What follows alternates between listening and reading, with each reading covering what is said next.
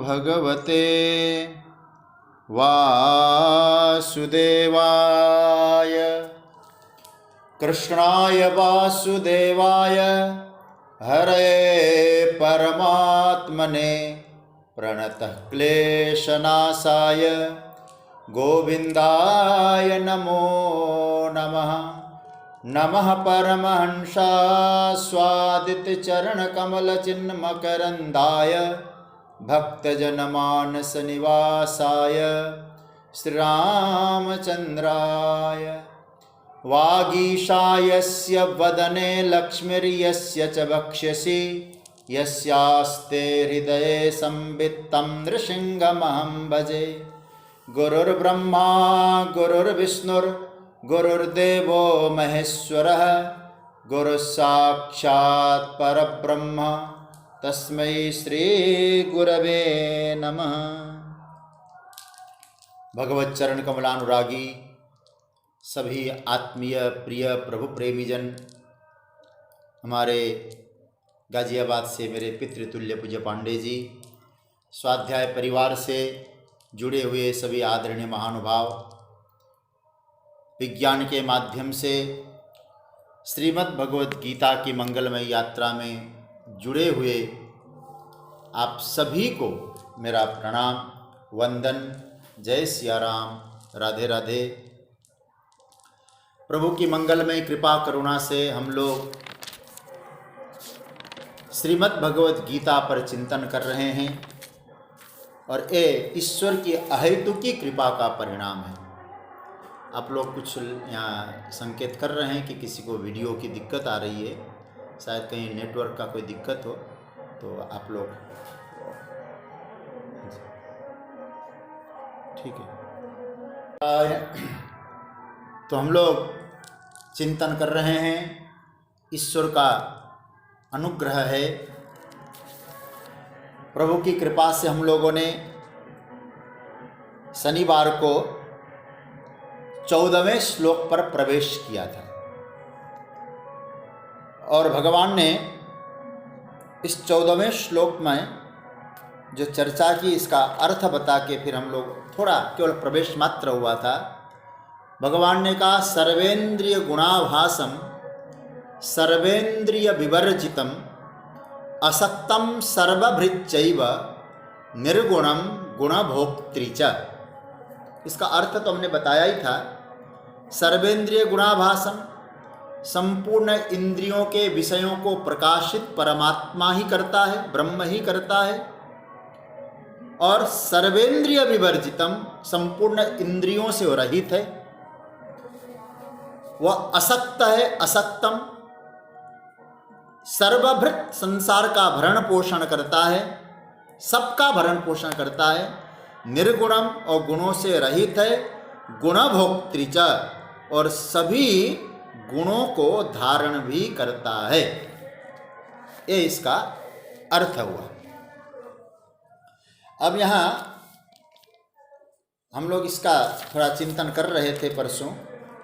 तो एक पहला, ऐसे तो सर्वेंद्रिय गुणाभासम सर्वेंद्रिय विवर्जितम, इस पर मैंने आपके सामने बात रखी थी और इसमें कहा था कि रामायण का भी उदाहरण मैंने आपको दिया था कि गोस्वामी जी ने कहा कि बिनु पद चलई सुनई बिनु काना कर बिनु कर्म करे विधि नाना।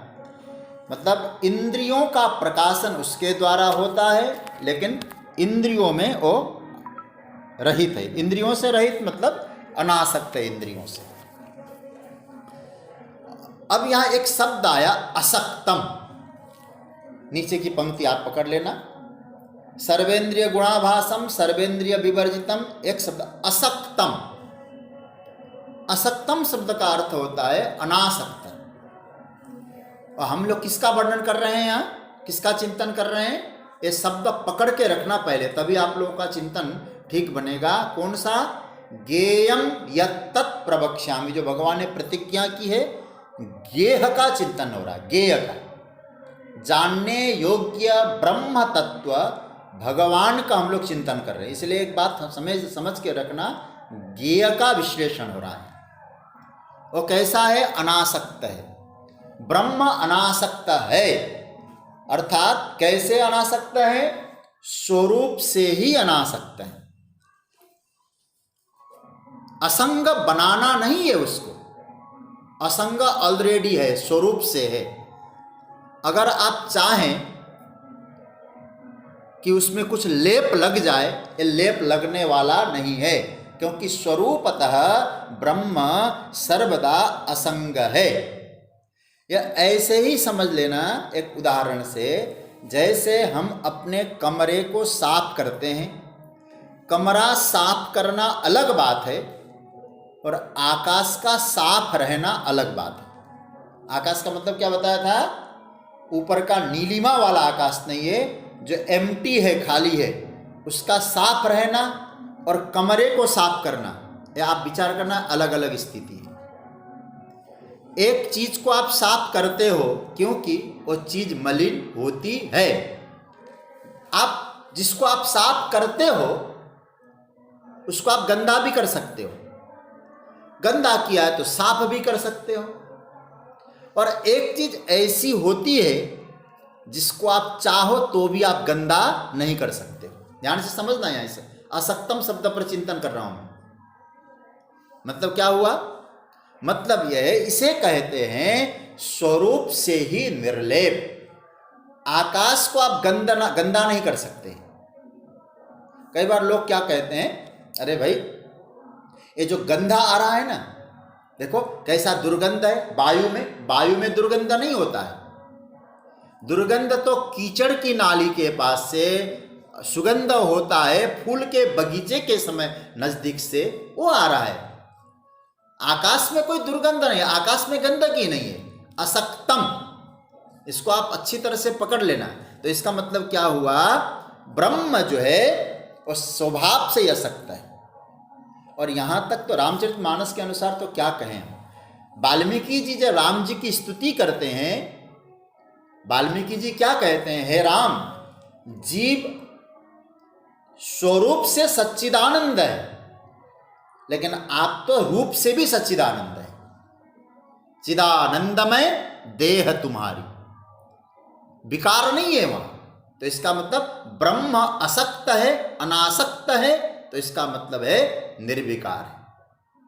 जब सीता का हरण होता है ना, तो भगवान राघवेंद्र सरकार हा सीते कह के निकलते हैं। तुलसी जी को कहना पड़ता है, पूर्ण काम राम सुख राशि, मनुज चरित कर अज अविनाशी। आप देखना इन पंक्तियों को। भगवान यदि मनुष्य की लीला कर रहे हैं तो भगवान को मनुष्य मानने की भूल मत कर लेना। क्या बता रहे हैं? पूर्ण काम, और पूर्ण काम है राम सुख राशि। फिर ये सब क्यों कर रहे? मनुज चरित कर, है कौन? अजय है और अविनाशी। तो भगवान यहां क्या कहते हैं? जो ज्ञेय तत्व पे जो चिंतन हो रहा है आपका, वो ज्ञेय कैसा है? असक्तम, एकदम स्वरूप से अनासक्त है। किसी चीज पर उसकी आसक्ति नहीं है। कैसे? आकाशवत, आत्मा स्वरूपतः असक्त है। फिर क्या बोले? असक्तम सर्वभृच्चैव। देखिए, अब गीता इसलिए हाथ में लेकर बैठना। असक्तम इसका मतलब है ब्रह्म स्वरूप से असक्त है, अनासक्त है, कहीं उसकी आसक्ति नहीं है। और आगे क्या कहते हैं? सर्वभृच्चैव, और वो सबका भरता है। भरता शब्द का अर्थ जानते हैं? भरण पोषण करने वाला है। सर्वभृच्चैव, सर्वभृच्चैव का अर्थ किया शंकराचार्य ने, सत आस्पदम ही, मतलब सबका सब किस पर आश्रित है? बोले सत पर आश्रित है। सत, सत पर आश्रित मतलब सद्बुद्धि का प्रयोग किया जाता है। थोड़ा सा विषय को पकड़ लेना। इदम अस्ति जब मैं कह रहा हूं तो यह है, तो है, बस ये पकड़ना। सर्वभृच, कहीं नास्ति बुद्धि का प्रयोग नहीं है। तो यहां क्या लिख रहे? कहते हैं सर्वभृत, सबका भरण पोषण करता है। अब आप लोग गीता पढ़ रहे हैं तो इसका मतलब ये अर्थ मत लगा लेना कि वो ब्रह्म क्या की चर्चा हो रही है, ज्ञेय की चर्चा हो रही है, सबका भरण पोषण करता है तो मुंह में दाल रोटी डालता होगा, हमारे घरों में बर्तनों में भोजन पहुंचाता होगा, ऐसा अर्थ मत करिएगा कहीं। जैसे एक छोटा सा भावन प्रसंग मुझे याद आ रहा है। भरत जी का नामकरण हो रहा था रामचरितमानस के बालकांड में। जब भरत जी का नामकरण होता है तो उस वक्त वशिष्ठ जी महाराज क्या कहते हैं, मैं इसका नाम भरत रखता हूं। अरे महाराज भरत क्यों रख रहे हैं, तो उसका रीजन बताया, विश्व भरण पोषण कर जोई ताकर नाम भरत अस होई। ये पंक्ति आपको याद है, जो विश्व का भरण पोषण करता है उसका नाम है भरत। अब आप सोचिए, क्या भरत ने विश्व का भरण पोषण किया? आपके घर में कुछ अनाज लाके दिया है? ऐसी पंक्ति का प्रयोग क्यों कर रहे हैं? जो विश्व का भरण पोषण करता है। तो गोस्वामी तुलसीदास जी महाराज से पूछा किसी ने, महाराज क्या लिख दिया आपने? तो उन्होंने कहा, देखो भरत प्रेम का प्रतीक है, भरत को प्रेम स्वरूप माना गया है। और व्यक्ति भरता किससे है, परिपूर्ण किससे होता है? प्रेम से। इसलिए वो क्या कहता है, महाराज जी भर आया, महाराज ऐसा स्नेह मिला, वहां गया था ना, इतना प्रेम प्राप्त हुआ, हृदय भर आया। अब आप देखिए, भरण किससे होता है? प्रेम से होता है। तो उसी तरह से भरत जी प्रेम के रूप है, तो विश्व का भरण पोषण करता है, मतलब विश्व में प्रेम के माध्यम से परमात्मा तत्व को स्थापित करने वाले अथवा प्रेम पूर्ण हृदय बनाने वाले भरतलाल है। इसलिए विश्व भरण पोषण कर जो। ये पंक्ति समझ में आ गई होगी। तो यहां ब्रह्म के बारे में क्या कह रहे हैं? सर्वभृत चैव, सबका भरता है, सबका भरण पोषण करता है। एक बात और ध्यान देना सज्जनों, यहां तत्व का चिंतन हो रहा है, तत्व का लक्षण पर चिंतन कर रहे हैं हम लोग। यह बात ऐसा मत कर लेना कि आत्मा सबके पेट को भरता है, यह ठीक नहीं है।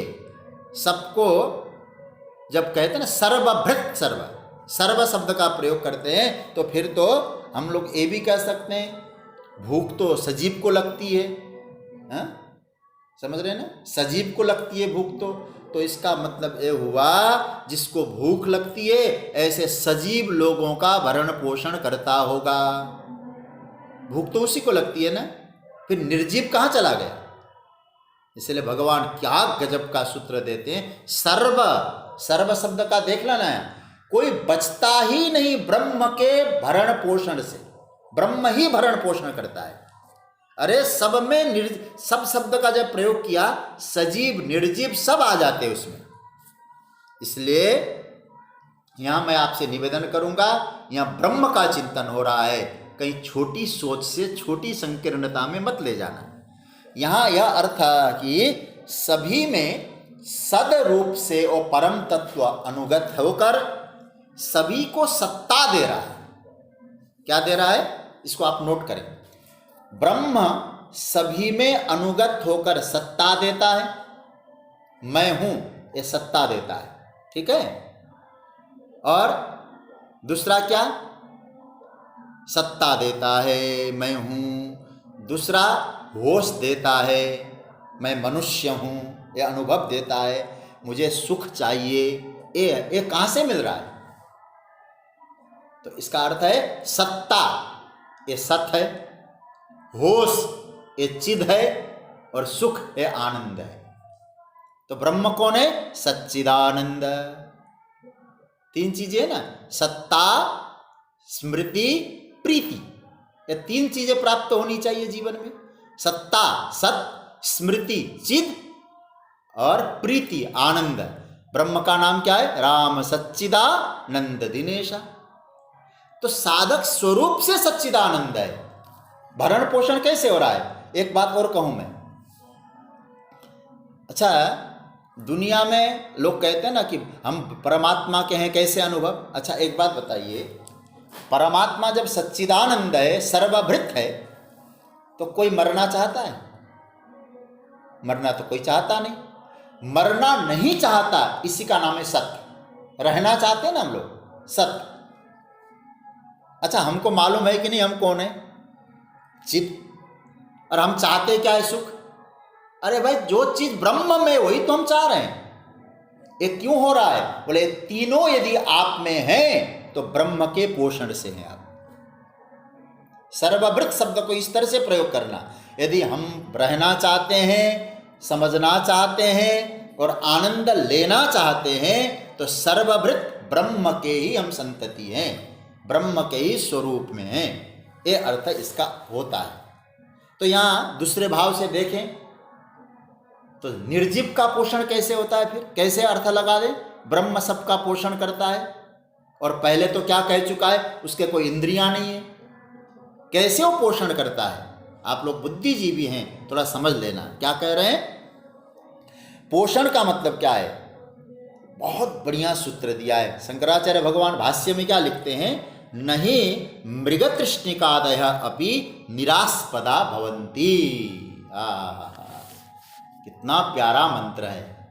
कहते हैं जैसे मृगजल, मृगजल देख जानते हैं ना, बहुत दूर कहीं प्रकाश की किरणों के कारण आपको पानी दिखाई दे रहा है, इसका नाम क्या होता है? मृगजल। मृग मरीचिका भी बोलते हैं इसको, ये मृगजल। अच्छा, जैसे मृगजल भी आपको दिखाई दे रहा है। क्यों दिखाई दे रहा है मृगजल? क्योंकि मृगजल का भी कोई आश्रय रहता है। कोई आश्रय नहीं होता, कोई भरण करने वाला नहीं होता तो आपको मृगजल दिखाई नहीं देता। मृगमरीचिका को भी आश्रय चाहिए। किस तरह से चाहिए आश्रय उसको? सूर्य की किरणों से। सूर्य की किरणों से उसको आश्रय चाहिए। तो इसका मतलब क्या हुआ? सूर्य की किरणें ही मानो मृग मरीचिका का भरण पोषण कर रहे हैं। सूर्य की किरणें करती है भरण पोषण। इस बात को मानेंगे कि नहीं आप? क्योंकि सूर्य की किरणें न होती तो मृग मरीचिका का दर्शन नहीं होता है। वो मृग है नहीं, लेकिन फिर भी मृग मरीचिका दिखाई दे रहे हैं। तो ब्रह्म इसी तरह से पोषण करता है। भरण का अभिप्राय यह मत लेना कि रोटी खिलाता हो, दाल खिलाता हो, रसगुल्ला खिलाता हो। भरण पोषण का तात्पर्य क्या है? भगवान भाष्यकार कहते हैं आश्रयत्वेन बिभर्ति। वो सत्ता देता है, आश्रय देता है, उसके आश्रय में सब कुछ होता है। तो इसका मतलब क्या हुआ? असक्तम, किसी से संश्लेष नहीं है। दूसरी तरफ सभी में अनुगत है। कैसे अनुगत है? भरण पोषण के माध्यम से सब में प्रवेश है और अलग से ब्रह्म का गजब का चिंतन है जी। मतलब सीधी सी बात कहूं, यदि आप लोग थोड़ा और गंभीरता से जाएंगे, साक्षात अपरोक्ष तत्व यदि किसी में घट सकता है तो ब्रह्म में, इसी में घट सकता है, ब्रह्म में पूर्ण अपरोक्षता। और कहां घटेगा ये लक्षण? मैं उदाहरण के आधार पर कहूं, ये सारे के सारे लक्षण आकाश में घटेंगे। लक्षण ऐसा है, संपूर्ण अधिष्ठानों में घटेंगे। अब एक बात और कहूं, आप लोग को बार बार मैं उदाहरण देता हूं इसका। रस्सी में सर्प दिखाई दे रहा है, हम लोग क्या कहेंगे? सर्प को प्रतीयमान, सर्प भास रहा है, ठीक है? प्रतीयमान दिखाई दे रहा है। अच्छा, जो प्रतीयमान जो सर्प है उसका भरता कौन है? कौन भरण कर रहा है? प्रतीयमान सर्प का भरता रस्सी है कि नहीं? जरा सोचिए। प्रतीयमान सर्प का भरता रस्सी है, लेकिन आप इस बात को तो स्वीकार करते हैं कि नहीं करते हैं? वह रस्सी सदा सर्प से असक्त है, असक्त सदा अनासक्त है। आई पकड़ ले रहे, बात को पकड़ रहे हैं ना? जो सर्प का भरता भी रस्सी है, लेकिन रस्सी असक्त है, इसलिए क्या कहा जाता है? असक्तम सर्वभृत चैव। भरण पोषण भी उसी के द्वारा होता है, लेकिन असक्त है। मतलब अधिष्ठान का लक्षण ही यही है। वो कौन है? वो परमात्मा ही है। असक्तम सर्वभृत चैव, बड़ा प्यारा मंत्र है। और आगे क्या कहते हैं? निर्गुणम, ये इसको पकड़ना महाराज, एकदम मनन करने लायक सूत्र है। और जितना हमने बोला, जितना आपने सुना, आप और गहराई में उतरिएगा इन सूत्रों को। निर्गुणम, क्या कहना महाराज, ब्रह्म के जो तत्व का प्रतिपादन गीता के इस 13वें अध्याय में हुआ है ना, ऐसा आपको मिलेगा भी नहीं कहीं, यदि आप गंभीरता से सोचेंगे। एकदम विरुद्ध धर्माश्रयत्व। महाप्रभु वल्लभाचार्य जी ने भगवान का लक्षण क्या कहा है जानते हैं? विरुद्ध धर्माश्रयत्व। एकदम एक रूपता नहीं है। विरुद्ध धर्माश्रयत्व मतलब भरण करता है, असंग है। और आगे क्या कहा है? सभी इंद्रियों से रहित है और क्या कहते हैं? इंद्रियों से रहित होकर भी इंद्रियों के विषयों को प्रकाशित करता है। निर्गुण है, गुणों को धारण करता है। ये विरुद्ध धर्माश्रयत्व है। तो अब यहां और गंभीरता से आप ध्यान देना। निर्गुणम, तीनों गुणों से भगवान अतीत है। परमात्मा जो ब्रह्म, किसका वर्णन हो रहा है? ज्ञेय का। ये बात दिमाग में पकड़ के रखना। ज्ञेय कौन है? बोले तीनों गुणों से अतीत है, परे। तीन गुण कौन कौन से? हमें 14वें अध्याय में जाएंगे ना, तो गुणों का वर्णन आएगा वहां। सत्वम रजस्तम इति गुणा प्रकृति संभवा। सत्वगुण, रजोगुण और तमोगुण। याद रखिएगा, परमात्मा सात्विक नहीं है, परमात्मा राजसिक भी नहीं है और परमात्मा तामसिक भी नहीं है। यह मत बोल देना कि हमारे भगवान बहुत सात्विक है, ब्रह्म सात्विक है, ऐसा मत बोल देना। क्योंकि तीनों गुण कहाँ होते हैं? क्षेत्र में होते हैं। और हम लोग क्या पढ़ रहे हैं अभी? क्षेत्र और क्षेत्रज्ञ का विभाग पढ़ रहे हैं। तीनों गुणों का गुण कहाँ होते हैं? बोले क्षेत्र में। और भगवान कौन है? बोले क्षेत्रज्ञ है। तो क्षेत्रज्ञ में तीनों गुण कैसे होंगे फिर? और याद रखना, तीनों गुण दृश्य है और परमात्मा दृष्टा है। बाकी संसार में कोई चीज आप निर्गुण कहें, ये हो नहीं सकता परमात्मा को छोड़कर। कैसे?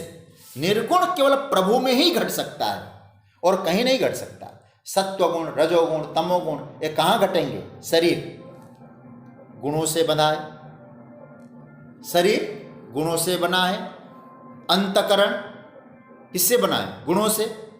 इंद्रियां गुणों से बनी है। पंचमहाभूत गुणों से निर्मित होते हैं। ऐसी कोई वस्तु नहीं जिसको आप निर्गुण बोल सकते हैं। और महाराज सब गुण।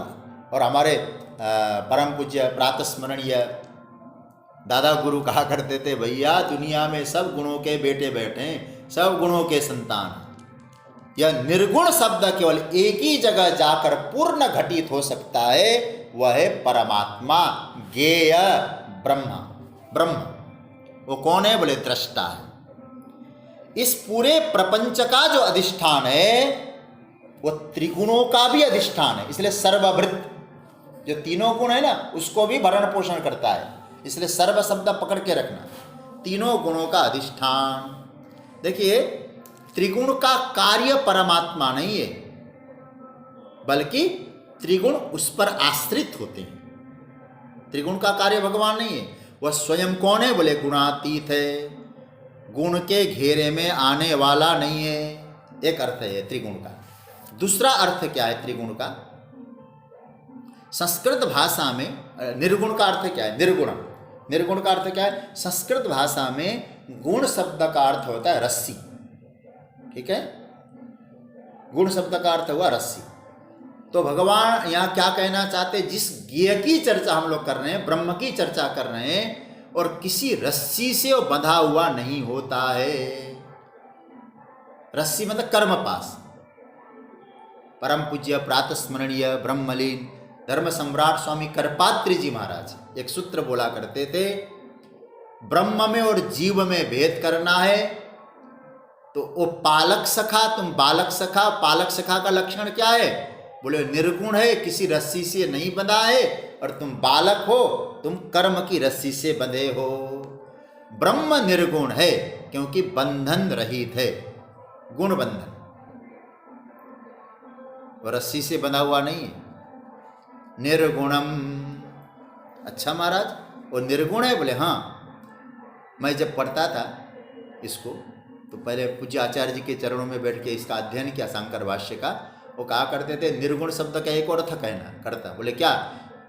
यदि भक्ति की दृष्टि से देखो तो सारे गुण उसी से निकले, ये भी अर्थ कर सकते हो। निर्गुण, सारे गुण उसी से प्रकट हुए हैं। तो निर्गुणम, ये अर्थ क्या निकला? हमने निर्गुण का अर्थ क्या बताया? ये समझ में आया, केवल प्रभु में ही निर्गुण घट सकता है क्योंकि प्राकृतिक गुण उसमें नहीं है। सारे गुण तो, और जितने प्राकृतिक गुण है वो भी, उसका भरण पोषण भी उसी के द्वारा होता है, लेकिन वो उससे अलग है। अब आगे एक और सूत्र दिया, असक्तम सर्वभृत्यैव निर्गुणम, और क्या कहते हैं? गुणभोक्तृच। ये नया शब्द मिला आपको। निर्गुणम का अर्थ आया गुण रहित है, गुणभोक्तृ, गुणभोक्तृ का मतलब गुणों को धारण करता है, गुणों का भोक्ता है, वो खाता है गुणों को। बड़ी विचित्र महाराज, ये बड़ा, ये इसलिए बहुत ध्यान से समझना होगा इसको। देखिए निर्गुण तो है लेकिन पूरा पलट दिया विषय को एकदम भगवान ने। इधर निर्गुण कह दिया और क्या कहते? गुणभोक्तृ, गुणों का भोक्ता बन गया, गुणों को धारण करने वाला बन गया, भरण करने वाला बन गया। कैसे बना? इसको और थोड़ा सा आपको गहराई में ले जाऊंगा। गुण ही विषय का रूप ले लेते हैं। विषय कौन से हो गए? शब्द, स्पर्श, रूप, रस और गंध। एक गुण ही विषय का रूप ले लेते हैं। और याद रखना, उन गुणों का उपलब्धा कौन है? उपलब्धा मतलब अचीव करने वाला कौन है? पाने वाला कौन है? आप सोचेंगे दृष्टा, चेतन है। वह स्वयं स्वरूप से निर्गुण है, इसमें किसी प्रकार का दो राय नहीं है। लेकिन जब गुणों को भोगने की बात आती है, कौन भोगता है फिर उसे? गुणों को कौन भोगता है? गुणभोक्तृ भगवान जो कहते हैं। क्यों ऐसा कहते हैं? गुण अर्थात, फिर मैंने पहले कहा था ना, शब्द, स्पर्श आदि गुण ही इस रूप में परिणत होते हैं। परिणाम को प्राप्त होते होते पंचमहाभूत, पंचमहाभूतों से विषय बना। कौन भोगता है? जरा ख्याल रखना। अब आप सोचना कौन भोग रहा है? क्या इंद्रियां भोग रही है गुणों को? आप देख, अपने आप से पूछना है, इंद्रियां भोग रही कि नहीं? इंद्रियां क्या है? इंद्रियों का नाम आप लोग वेदांत जानते हैं, करण। करण किसको बोलते हैं? उसमें ऊपर लगा दो तो क्या होगा? करण, उपकरण। उपकरण मतलब इंस्ट्रूमेंट। अच्छा, जैसे सब्जियां अमनिया किया जा रहा है उससे, चाकू से, ठीक है? तो उसमें जो चाकू के द्वारा जो अमनिया की कर रहे हैं सब्जी को, उस सब्जियों का जो भरा जो है, सब्जियों का स्वाद उस चाकू को मिल रहा है? आप सोचिएगा इन विषयों को। तो इंद्रियां यदि करण है तो चाकू की तरह इंस्ट्रूमेंट है सब। तो इंद्रियां करण है और मन क्या है? मन भी उपकरण है। पकड़ में आ रहा है कि नहीं बात? इंद्रियां करण है, मन करण है, अंतकरण, ये तो करण ऑलरेडी बोल चुके हैं, उपकरण है। तो फिर क्या कहना चाहते हैं आप? देखा जाए तो अब यहां विचार करना है, इंद्रियां तो भोग नहीं रहे, इंद्रियों को तो कुछ मिल नहीं रहा है। खोजने पर ऐसा लगता है भीतर कोई भोक्ता बैठा है। उसके सिवाय कुछ हो सकता है क्या? उस चेतन तत्व का आधार लेकर कोई भोग रहा है। अच्छा, भोगते कौन है भाई?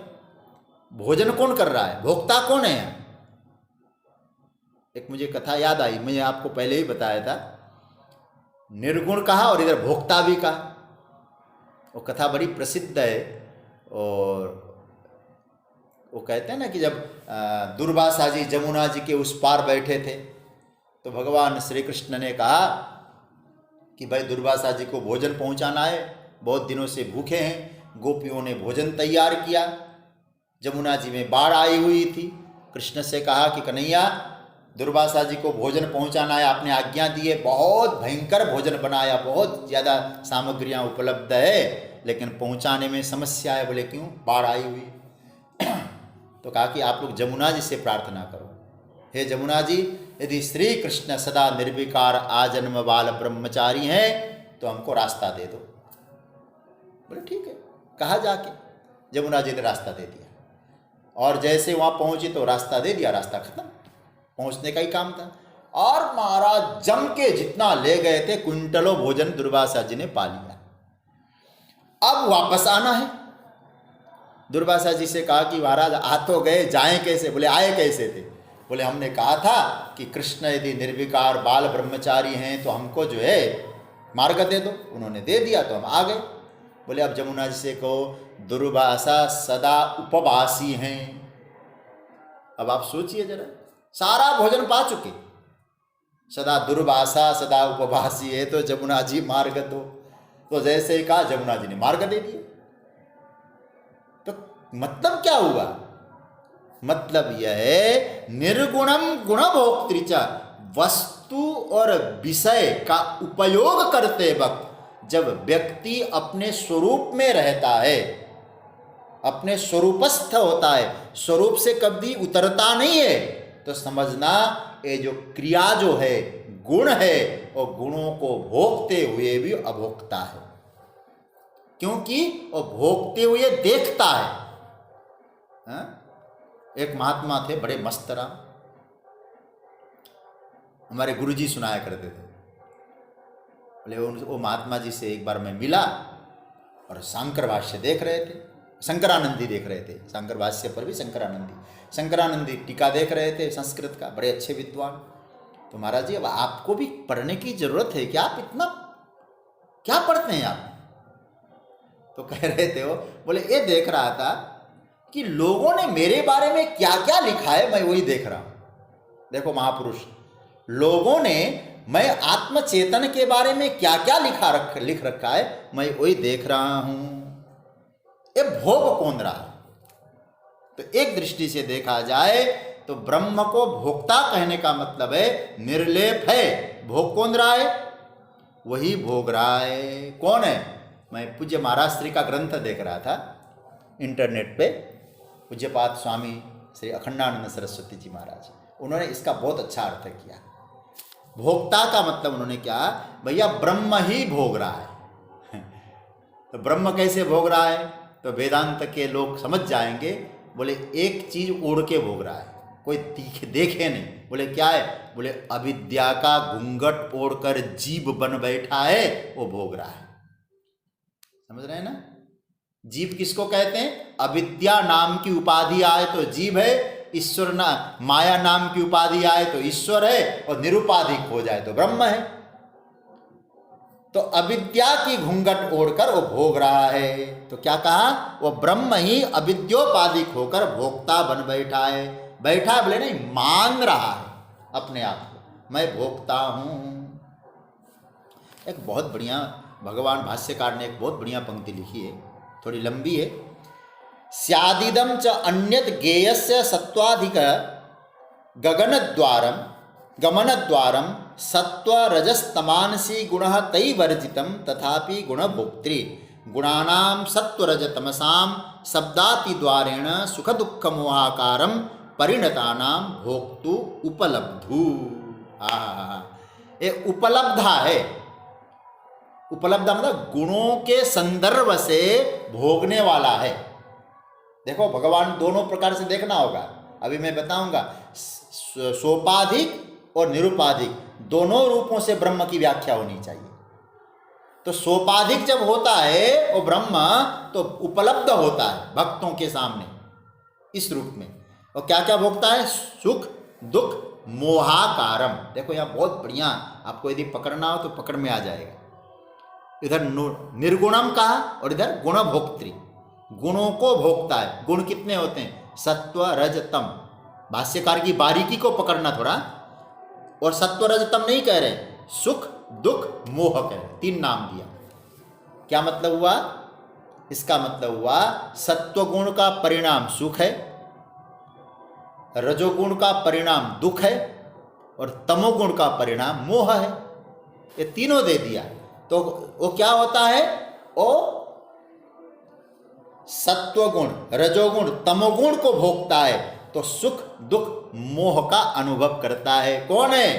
बोले उपलब्धा, वो ब्रह्म अविद्या की ग्रंथि से बंधा हुआ। अंततः जो उपलब्धा है वही ब्रह्मानुभव, वही ब्रह्म है। इतना है अविद्या की उपाधि है उसकी। और दूसरा इसमें आचार्यों ने कहा जो उपलब्धा है वही अहम है, अहम ही उपलब्धा है और अहम ही निर्गुण है। इस रहस्य को जानना चाहिए। आप लोगों ने 10वें अध्याय में कौन सा योग सीखा? विभूति योग। तो इसका मतलब हुआ, देखिए, योग और विभूति, योग यह है कि वो निर्गुण है, विभूति वह है कि उपलब्ध है। समझ रहे हैं ना? योग और विभूति को यहां भी घटा सकते हैं। योग किसको कहेंगे? वो निर्गुण है। विभूति क्या है? और गुणभोक्त्री है, उपलब्ध है। विभूति है सर्वभृत, योग क्या है? असक्त। पकड़ रहे ना बात को? संदर्भों से देखें। संदर्भ जो सापेक्ष है एक तत्व और संदर्भ निरपेक्ष एक तत्व। संदर्भों से निरपेक्ष है वो असक्त है और संदर्भों से सापेक्ष है वो सर्ववृत्त है। ऐसे उलट पुलट मामला है जी हाँ।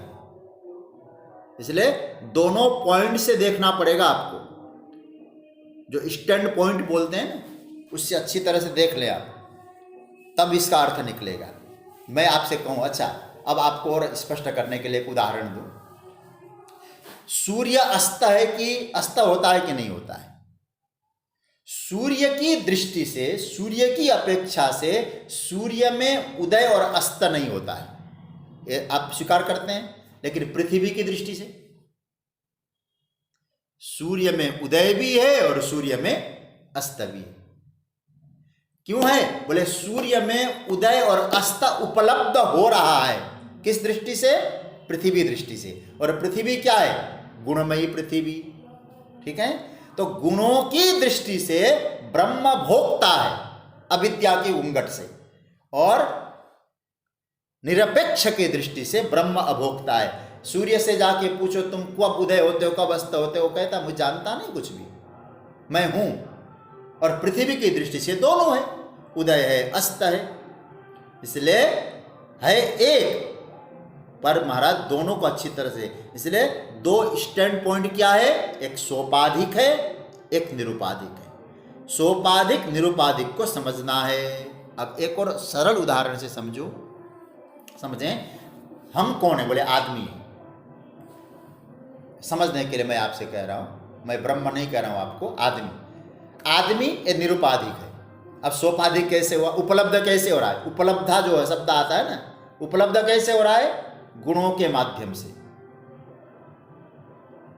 दया पाटोदिया जी कहते पृथ्वी और सूर्य नहीं समझ में आया। ठीक है, देखिए मैं ये बता रहा था कि निर्गुणम और गुणभोक्त्री, ये जो बता रहा था मैं, भगवान में भोक्तापन नहीं है, कर्तापन नहीं है, कुछ नहीं है, निर्गुण है। तो निर्गुण का मतलब है कर्ता भोक्ता सबसे रहित है। तो सूर्य को यदि आप कहेंगे सूर्य उदय और अस्त, बोले सूर्य में न उदय है न अस्त है, सूर्य है, तो इसका मतलब है सूर्य निर्गुण हो गए। उदय और अस्त होना क्रिया है और ब्रह्म क्रिया से परे हैं। और फिर आइए पृथ्वी में जब हम रहते हैं तो दोनों होते हैं कि नहीं होते हैं? सूर्य का उदय भी होता है पृथ्वी में और सूर्य का अस्त भी होता है। तो पृथ्वी के माध्यम से सूर्य कैसे उपलब्ध हुए? उदय अस्त के रूप में उपलब्ध हुए, और सूर्य स्वरूप से उदय अस्त से रहित है। उसी तरह से जो ब्रह्म है निर्गुण है, उदय अस्त भोक्तापन से रहित है, लेकिन जब उपलब्ध होता है गुणों के माध्यम से जब हम देखते हैं, वो भोक्ता भी दिखाई देता है, कर्ता भी दिखाई देता है, जीवन और मृत्यु भी, उदय और अस्त भी उसमें होता हुआ सा दिखाई देता है, लेकिन स्वरूपतः नहीं होता है। ये बात है। तो कहने का अर्थ ये हुआ, मैं जो चर्चा कर रहा था, आदमी एक सेकंड के लिए समझ लेना, वो आदमी कौन है? बोले निर्गुण है। चलो मान लेते हैं, निरुपाधिक है। अब उसको सोपाधिक उपलब्ध कैसे हो रहा है और कैसे उपलब्ध हो रहा है?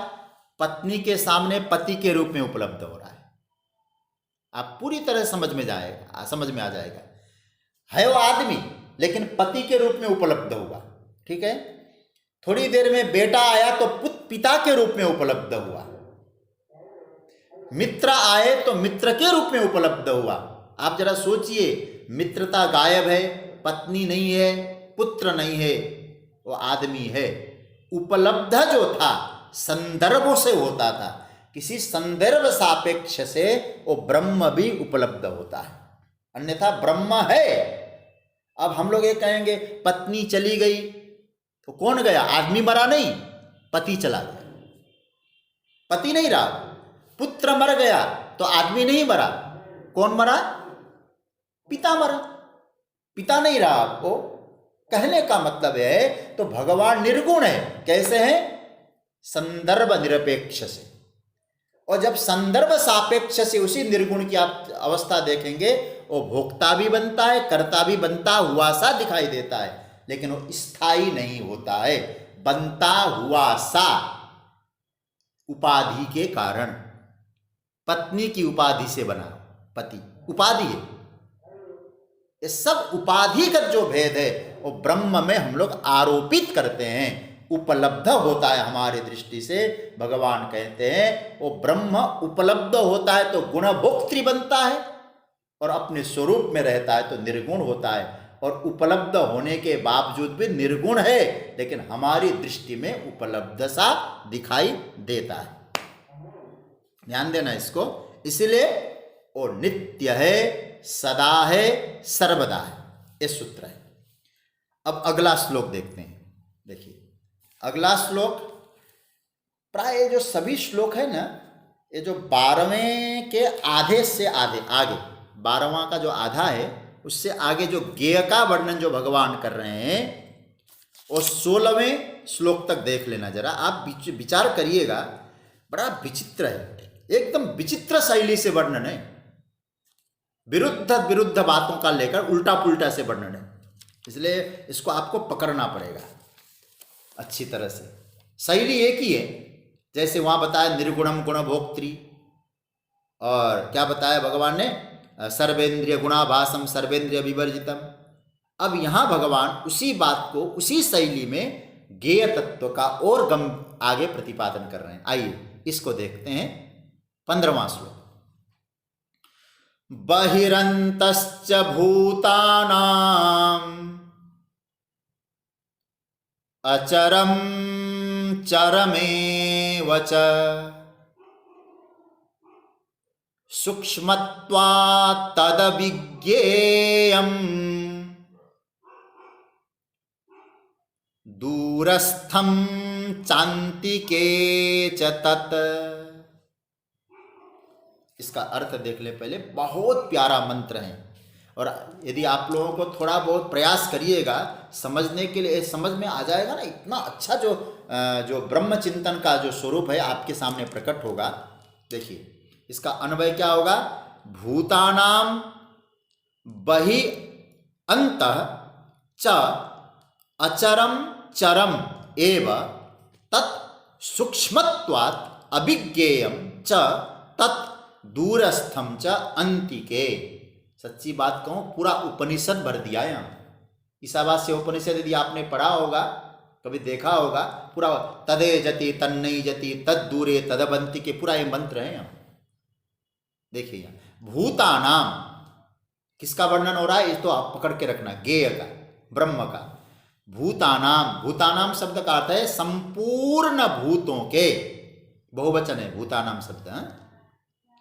बहिचा अंतः, बाहर और भीतर। देखो शैली देखिए जरा, भूतों के बाहर और भीतर, च मतलब और, चरम च अचरम च चरम एवं, वही अचर है वही चर है। मतलब संपूर्ण भूतों के बाहर भी वही है और भीतर भी वही है। ठीक है, बाहर भीतर है, और वही अचर है वही चर है। लेकिन महाराज कैसा है वो?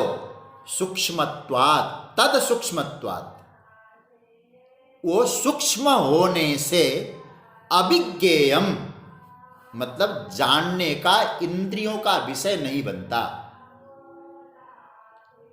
देखो, और क्या है? तत् वह, दूरस्थम, बहुत दूर है वो, च मतलब और, अंति के, बहुत पास में।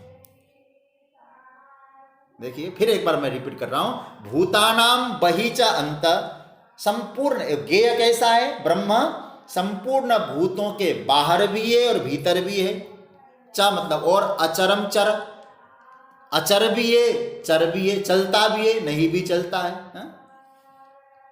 तदे जति तन नहीं जति, ए जति न ए जति, ईशावास्य का मंत्र है। तो तत् वह सूक्ष्मत्वात्, सूक्ष्मत्वात् का अर्थ है सूक्ष्म होने से, अभिज्ञेयम, इतना सूक्ष्म है कि इंद्रियों के पकड़ में नहीं आता, इसलिए जानना नहीं जाता। और क्या कहते? तत् वह दूरस्थम, बहुत दूर है, और अंति के, बहुत पास है। ये तो लक्षण बताया।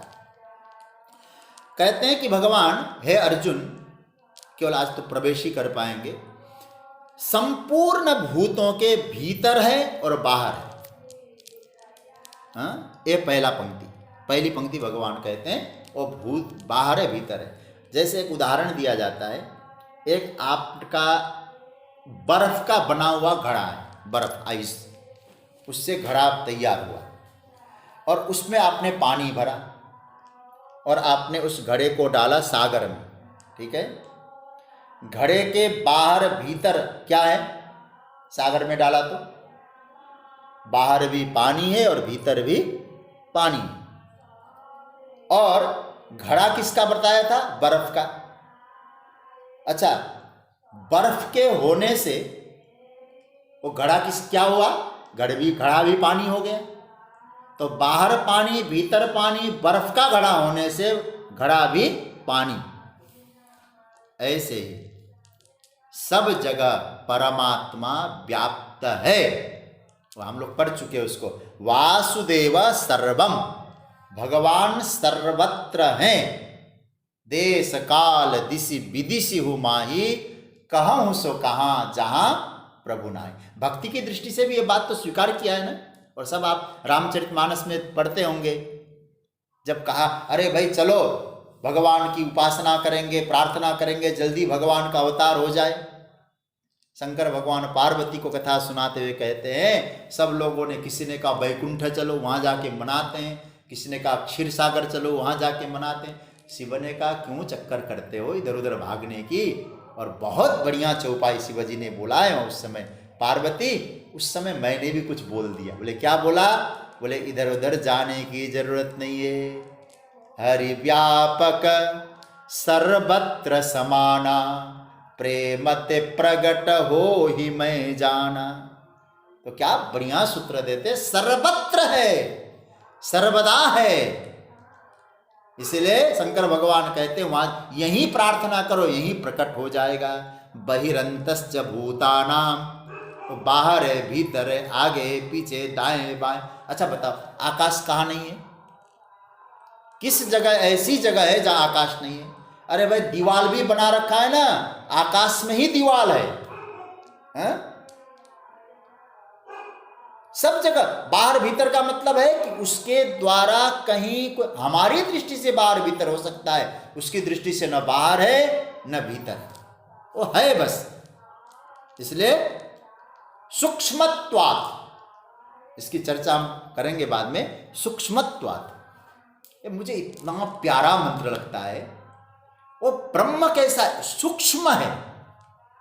अच्छा महाराज, सूक्ष्म मतलब इंद्रियों के पकड़ के बाहर है। तो पूर्व पक्ष ने क्या कहा? इंद्रियों के पकड़ के बाहर है तो सीधा कह दो अभाव है। इंद्रियों जब पकड़ ही नहीं पाती तो अभाव कहना पड़ेगा कि नहीं पड़ेगा? बोले नहीं भैया, अभाव नहीं है उसका। बोले क्यों? जल के जो परमाणु होते हैं, और जल के परमाणु इतने सूक्ष्म होते हैं कि जल के परमाणु भी दिखाई नहीं देते हैं। नेत्रों से जल के परमाणु दिखाई नहीं देता, लेकिन जल के परमाणु आकाश में होते हैं कि नहीं होते हैं? बोले होते हैं। अब आंखों से न दिखाई दे तो क्या आप ये दावा कर सकेंगे जल के परमाणु नहीं है? क्यों? बोले इतने सूक्ष्म परमाणु है। तो परमात्मा तो उस परमाणु से भी सूक्ष्म है, तो आप कैसे पकड़ में आएगा? बहुत बढ़िया सूत्र दिया। इसलिए सूक्ष्म शब्द का अर्थ अभाव नहीं होता है, सूक्ष्म शब्द का अर्थ इंद्रियों का विषय नहीं बनता। इसलिए सूक्ष्मत्वात् तद अभिज्ञेयम। और एक पंक्ति आई अंत में कहूं दूरस्थम, इसका केवल अर्थ कर रहा हूं। बहिरंतश्च भूतानाम अचल अचरम चरमेव, चर अचर दोनों है, सूक्ष्म है, इंद्रियों का विषय नहीं बनता, और अंत में कहा दूरस्थम, और दूर है, अंति के पास है। इसका तो गजब की व्याख्या है, भागवत के आधार पर भी चिंतन कर सकते हैं। केवल आज इतना ही कह दें, दूर का मतलब दूर है और पास है। बोले एक ही ब्रह्म दूर और पास कैसे हो सकता है? तो उसका अर्थ किया है शंकराचार्य भगवान जैसे भाष्यकारों ने कहा, जो अज्ञानी है ना उनके लिए बहुत दूर है, और जो ज्ञानी है उनके लिए बहुत पास में। देखो अर्थ घटा कि नहीं, दूर भी है पास भी। ऐसे अज्ञानी लोग कहाँ मिलेंगे भगवान, बहुत कठिन है मिलना, इसलिए उनके लिए तो वो दूर हो ही गए, पहले से मन मार के बैठ गए। और ज्ञानी कहते हो तो मेरा अपना है, वो कहाँ जाएगा मुझे छोड़कर, मेरे पास है, इसलिए उसके लिए कहाँ है? अंति के पास में है।